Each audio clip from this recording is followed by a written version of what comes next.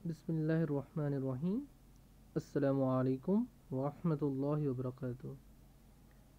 अज़ीज़ तलबा, lecture number 2 में हमने केमिस्ट्री की ब्रांचेस को डिस्कस किया था और लेक्चर नंबर 3 में हम बेसिक डेफिनेशन जो हैं केमिस्ट्री की उनको डिस्कस करने जा रहे हैं।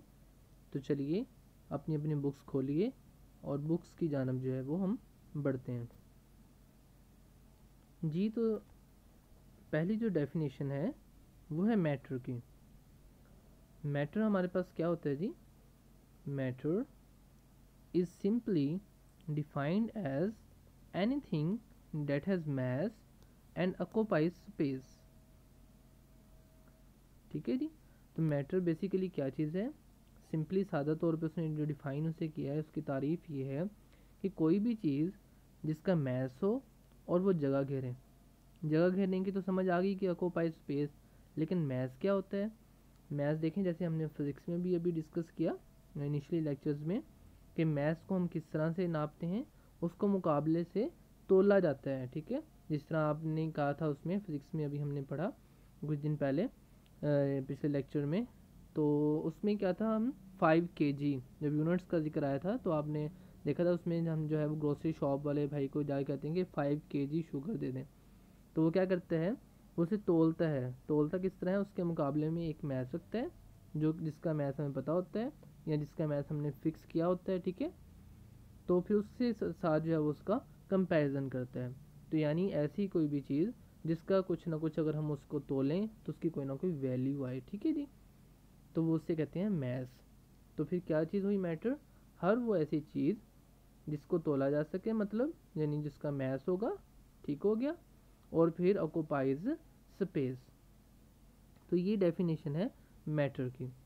फिर उसके बाद कह रहा है वो कि our bodies as well as all the things around us are example of matter. तो आप देखेंगे कि हमारे इर्द गिर्द जो भी चीज़ है इसको हम तोल सकते हैं, इसकी कोई ना कोई वैल्यू अगर हम इसको तोलें तो। In chemistry we study all types of matter that can exist in any of three physical states: solid, liquid और गैस। तो जी मैटर की जो स्टेट्स हैं वो कौन सी होती हैं? बेसिकली ये जो हैं वो 3 स्टेट्स हैं। एक और भी स्टेट होती है जिसे हम 4 स्टेट कहते हैं। हमने initially first second lecture physics में भी डिस्कस किया।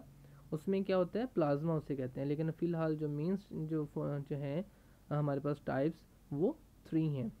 तो मैं अभी आपको जो है वो हेडिंग्स हाईलाइट कर दूं मैटर की डेफिनेशन, जो आप याद करेंगे और लिखेंगे। सिर्फ इतनी भी ठीक है, ऑक्यूपाई स्पेस तक। और उसके बाद अब सॉलिड, लिक्विड और गैस की बात आई है। तो चलिए मैं आपको जो है अपनी लैब के अंदर लेके जाता हूँ और वहाँ पे आपको सॉलिड, लिक्विड और गैस के साथ आपको थोड़ी सी गेम जो है वो खिलाते हैं जी। तो बच्चों हम अपनी लैब के अंदर आ गए हैं। इसमें आपको नज़र आ रहा होगा कि हमारे पास एक कैबन सा बना हो जिसमें आपको ब्लू कलर के जो डॉट्स नज़र आ रहे हैं, ये बेसिकली क्या है, हमारे पास एटम्स हैं और एटम्स और मॉलिक्यूल्स हैं। और इसके नीचे आप देख रहे होंगे कूल और हीट का ऑप्शन है, जिसको हम अगर हम ऊपर को इसको कर देंगे तो हमारे पास आग जलने लग जाएगी, और अगर हम इसको नीचे को कर देंगे तो हमारे पास ऑटोमेटिकली बर्फ़ के जो है वो टुकड़े आ जाएंगे। ठीक है, और जैसे ही बर्फ़ आएगी तो फिर एटम्स जो है वो ठंडे होके देखें करीब करीब आ जाएंगे। ठीक है, और यहाँ पे आपको ऊपर जो है टेम्परेचर भी नज़र आ रहा होगा, थर्मामीटर, जो कि केल्विन के अंदर है। और ये हम सेंटीग्रेड के अंदर भी कर सकते हैं, लेकिन अभी इसे केल्विन ही रहने देते हैं। और इस तरफ जो है आपको राइट हैंड साइड पे टॉप पे आपको नियॉन, आर्गॉन, ऑक्सीजन और वाटर नज़र आ रहा होगा। अगर हम चाहें तो यहाँ से वाटर के भी देख सकते हैं, ऑक्सीजन के देख सकते हैं, आर्गॉन के और नियॉन के। तो सबसे पहले हम सॉलिड को डिस्कस कर लेते हैं। तो सॉलिड में क्या होता है हमारे पास कि एटम्स जो होते हैं, देखिए तरतीब के साथ आपको पैक नज़र आ रहे होंगे। इनके अंदर वाइब्रेशन जो है वो तो हो रही हैं एक आम दर्ज हालत में, लेकिन इतनी वाइब्रेशन है कि वो तकरीबन एक ही जगह पे हैं, ज़्यादा मूवमेंट इनकी नहीं है, टाइटली पैक्ड हैं। ठीक है, और अगर हम इसे कूल करेंगे तो ये मज़ीद आपस में टाइटली पैक हो जाएंगे। देखें मैं नीचे की जानब कर रहा हूँ और यहाँ पे आपको जो है वो आइस नज़र आ जाएगी।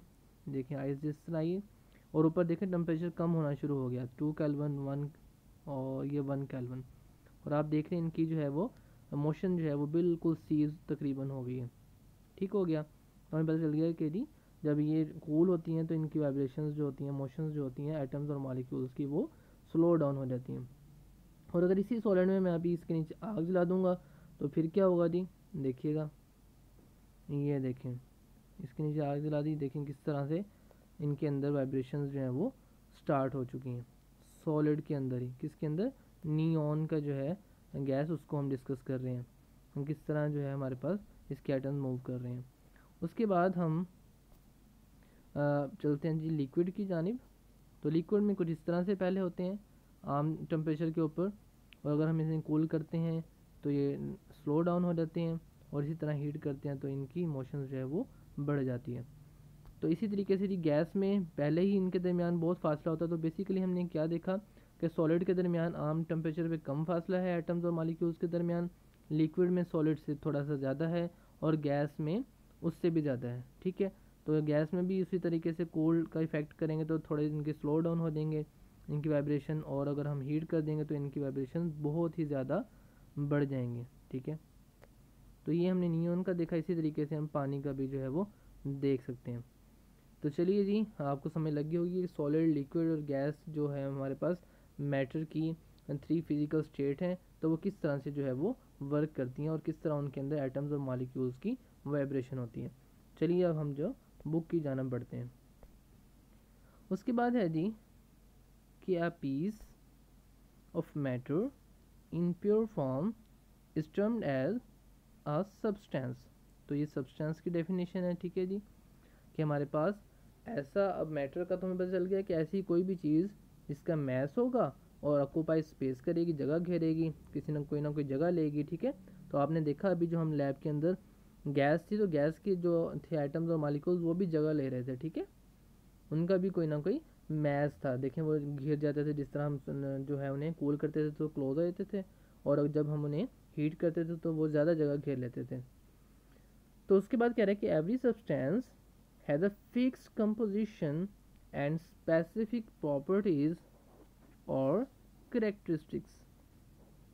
कहते हैं कि एवरी, हर जो सब्सटेंस है उसकी एक फिक्स्ड कंपोजिशन है। कंपोजिशन कहते हैं मुरक्कब जिससे मिलके चीज़ बनी होती है। ठीक है, और किस तरह से जुड़ के बनी है। ठीक है, बाजू का 3 चीज़ें हैं, उनको हम अगर जोड़ें तो तीनों को जोड़ने का अंदाज डिफरेंट हो सकता है। जिस तरह आपके पास जो है वो 3 कलर्स की पेंसिलें हों, आप उनको आपस में जोड़ें तो डिफरेंट तरीक़ों से आप जो है उनको जोड़ सकते हैं।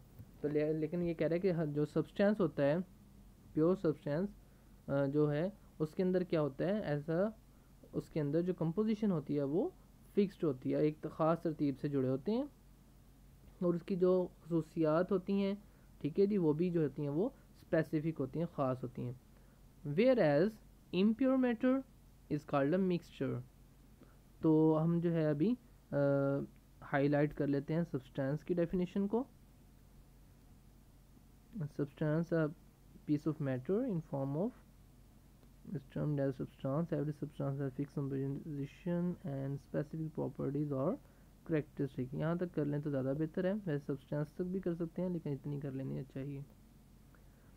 ठीक है जी, वेयर एज, अब उसके बाद जो है मिक्सचर की डेफिनेशन जो है वो इधर से ही है। हम इसको ज़रा कलर चेंज कर लेते हैं कि हमारे पास मिक्सचर की डेफिनेशन कितनी है जी, यहाँ तक कर लें मिक्सचर की डेफिनेशन। ठीक है, तो अब देखें उसने कहा है कि हमारे पास ऐसी चीज़ जो बिल्कुल खालिस होगी।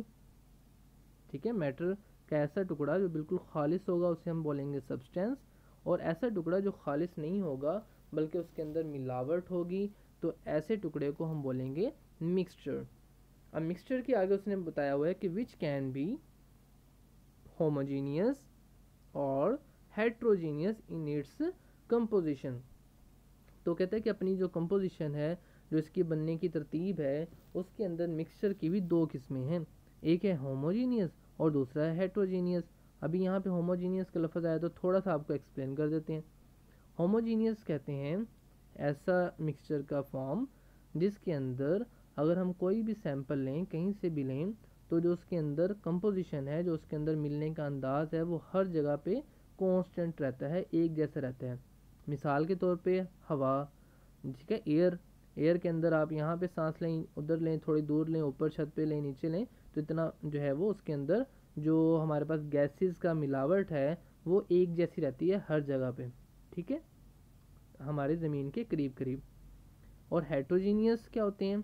ऐसे मिक्सचर जो होमोजीनियस ना हो, ठीक है, वो हेट्रोजीनियस होते हैं। मतलब कि जिनके अंदर अगर हम उनका कोई सैंपल लें, एक जगह से लें तो उसके अंदर मिलावट और तरीके की हुई हो, और अगर थोड़ी सी और जगह से लें उसी मिक्सचर का सैंपल टुकड़ा, ठीक है, तो मिलावट जो है उसके अंदर कुछ और तरह की हुई हुई हो, ठीक है। मिसाल के तौर पे आपके पास अगर पानी के अंदर हम जो है वो तेल मिक्स कर दें, तो आप देखें कहीं पे तेल ज़्यादा होता है, कहीं पे थोड़ा, कहीं पे ज़्यादा, कहीं पे थोड़ा, तो इस तरीके से उसको बोलेंगे हम heterogeneous mixture.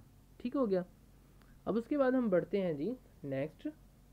We know that every substance has physical as well as chemical properties. तो कहते हैं कि हमें पता है कि भी हर सब्सटेंस की फिजिकल प्रॉपर्टी भी होगी और केमिकल प्रॉपर्टी भी होगी। The properties those are associated with a physical state of substance are called physical properties। ठीक है जी। तो ऐसी चीज़ें जो फिजिकल तरीके से उसके साथ एसोसिएट होंगी, उसके साथ रिलेशन होगा उनका, ठीक है, तो ऐसी प्रॉपर्टीज़ को क्या बोलेंगे जी हम? Physical property. मिसाल के तौर पे like colour, smell, taste, hardness, shape of a crystal. तो ये सारी चीज़ें जो हैं फिजिकली मैटर करती हैं, ठीक है, फिजिकल स्टेट से ताल्लुक़ है इनका। उसके बाद क्या है हमारे पास? सोलबिलिटी, मेल्टिंग और बॉइलिंग पॉइंट्स, ठीक है। उसके बाद है जी फॉर एग्जांपल, अब मेल्टिंग और बॉइलिंग पॉइंट्स जो है वो क्या चीज़ है? मेल्टिंग पॉइंट जैसे कोई पॉइंट मेल्ट हो जाए, और बॉइलिंग पे जिस तरह हमारे पास कोई चीज़ उबलना शुरू हो जाती है, ठीक है, जिस तरह दूध उबल जाता है अक्सर जो है वो बाज़ औक़ात अगर उसका सही तरीके से ध्यान ना रखा जाए और आग जला के अगर आप इधर उधर चले जाएँ तो बहरहाल for example when ice is heated it melts to form water. कहते हैं कि मिसाल के तौर पर जब हमारे पास बर्फ़ जो है वो बेचारी पिघल जाती है, अपना सॉरी उसे गर्म किया जाता है, तो वो क्या बन जाता है जी? उसका पानी बन जाता है। अच्छा, यहाँ पे एक क्वेश्चन का आंसर दिया मुझे आप में से कोई ऐसा ज़हीन बच्चा जो मुझे जो है ना वो आइस का फार्मूला और जो है हमारे पास स्टीम का फार्मूला और वाटर का फार्मूला बता सके। ठीक है जी। तो बिल्कुल जी आपका आंसर ठीक है, H2O ही होता है। तो ये बात याद रखनी है कि हमारे पास चाहे बर्फ़ बन जाए पानी, चाहे जो है वो गैस बन जाए, भाप बन जाए, और चाहे हम पानी पीते हो, उसका फार्मूला जो है वो सेम रहता है। इसलिए when water is further heated it boils to give stream. In this entire process, only the physical states of water changes,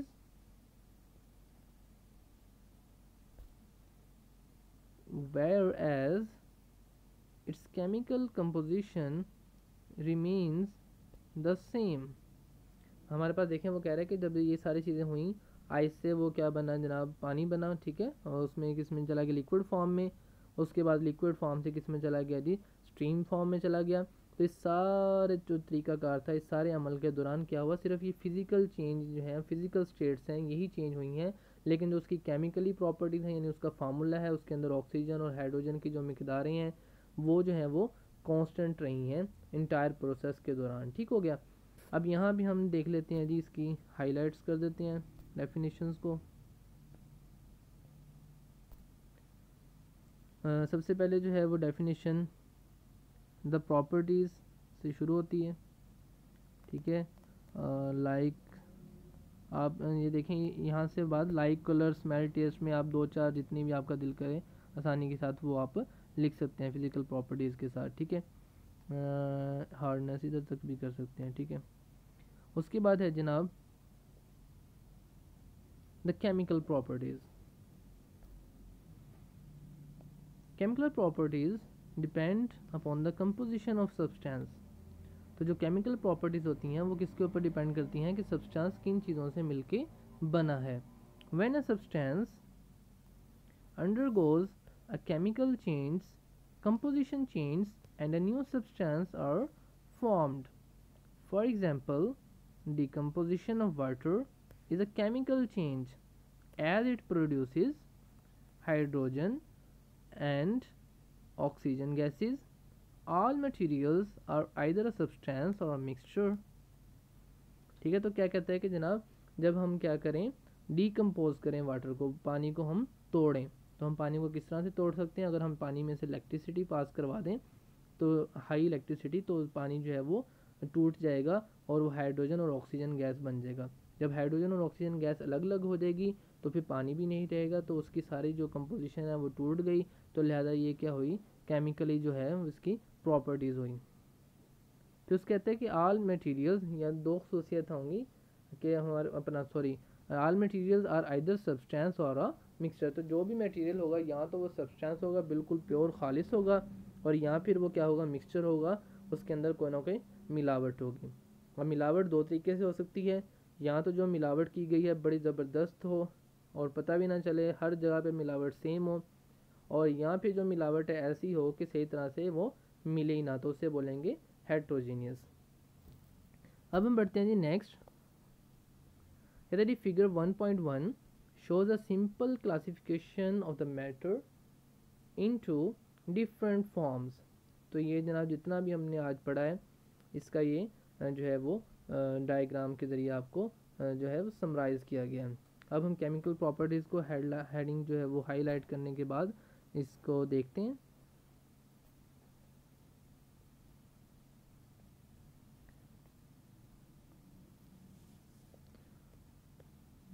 chemical properties की जो आप डेफिनेशन करेंगे इधर तक कर लें, ठीक है, इधर तक फॉर डिकम्पोजिशन ऑफ वाटर, ठीक है, यहाँ तक भी इनफ है, ज़्यादा करें तो बहुत अच्छी बात है। अच्छा जी, उसके बाद जी ये देखें, ये डायग्राम है हमारे पास जी, कि हमने सबसे पहले आज जो पढ़ा मैटर पढ़ा, ठीक है। हम समराइज़ भी कर लेते हैं लेक्चर को कि मैटर में हमने क्या पढ़ा, कि जो मैस रखता हो, ऐसी चीज़ जो मैस रखती हो और उसकी जगह घेरती हो, ठीक हो गया, ऑक्यूपाई स्पेस। उसके बाद हमने दो फॉर्म उसकी पढ़ी, एक था सब्सटेंस जो बिल्कुल खालिस चीज़ थी, और एक था मिक्सचर जिसके अंदर जो है वो इम्प्योरिटी थी, ठीक हो गया जी। और उसके बाद मिक्सचर की हमने जो है वो दो चीज़ें पढ़ी हैं, वो कौन कौन सी, होमोजीनियस और हेट्रोजीनियस। होमोजीनियस मतलब हर जगह पे मिलावट सेम हो, कहीं से भी कोई हम सैंपल लें तो उसके अंदर जो कंपोजिशन है वो through out the sample same रहे। और हेट्रोजीनियस ऐसी चीज़ जिसमें मिलावट भी सही तरीके से ना कर सके हों, जैसे हम जो है वो मैंने मिसाल दी थी कि पानी के अंदर आप ऑयल डाल दें। और उसके बाद सब्सटेंस के नीचे जो आपको नज़र आ रहे हैं एलिमेंट और कंपाउंड्स, ये हम अब नेक्स्ट लेक्चर में इंशाल्लाह डिस्कस करेंगे। तो जी अब तक के लिए इतना ही, मिलते हैं जी इंशाल्लाह नेक्स्ट लेक्चर में। दुआओं में याद रखिएगा। और ये देखें निशान देख लें जी, यहाँ कहाँ कहाँ से मैंने लगाए हैं। चलें जी, ठीक है जी, अल्लाह हाफिज़, अस्सलाम वालेकुम वरहमतुल्लाहि वबरकातुहू।